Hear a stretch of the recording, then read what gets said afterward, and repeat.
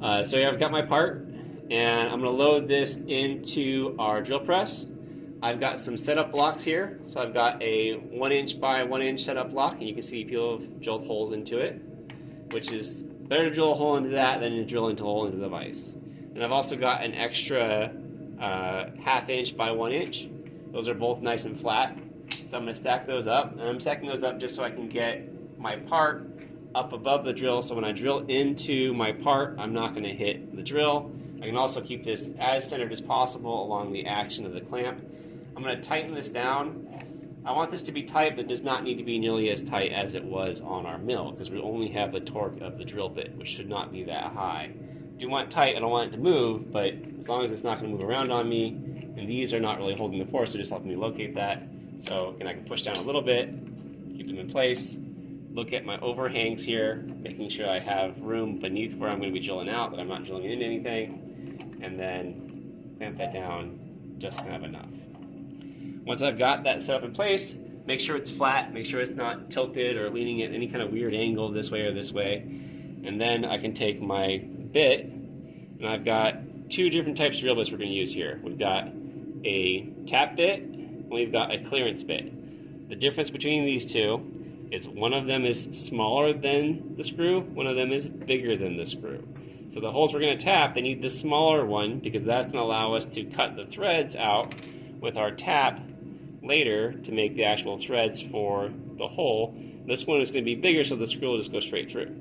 So this is our clearance hole, and we actually have that in our drawings as well. So I'm going to take this and load it into our drill press. I'm just going to slide that into our 3-jaw chuck, tighten it down the correct way. Make sure that as you're coming down here, initially, you can get these things in sideways. So make sure it's straight.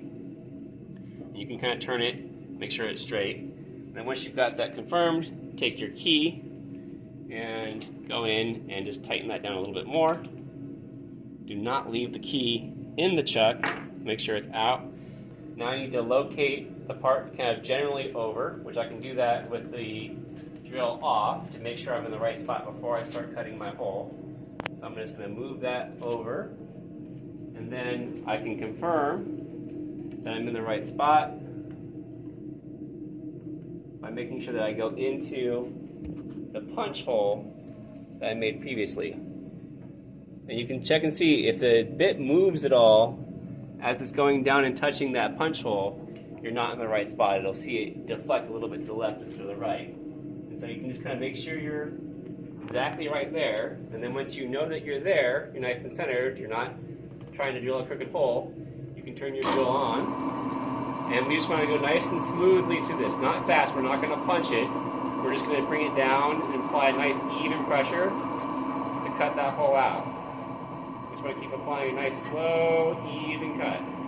You see we've got those nice long continuous chips. You can come back up.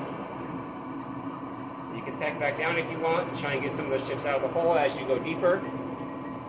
If you feel it jam or something like that, don't turn it off. Just come back up or release the pressure. Let it clear out. Again, I'll come back up. If you want to turn it off, you can grab a brush. You can move the chips. Don't move the chips by your hand, right? Because again, you've got little serrated razor wire there. Or you can just keep it going. We've got our eye protection on. We're almost through.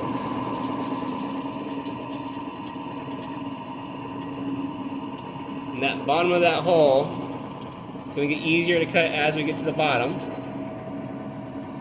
And we can look at, there it was right there. We'll just peek through, let it come all the way back up, turn it back off, and we can unload our part. That out. And we should see that our hole, our cross lines are going right through kind of the center of that hole.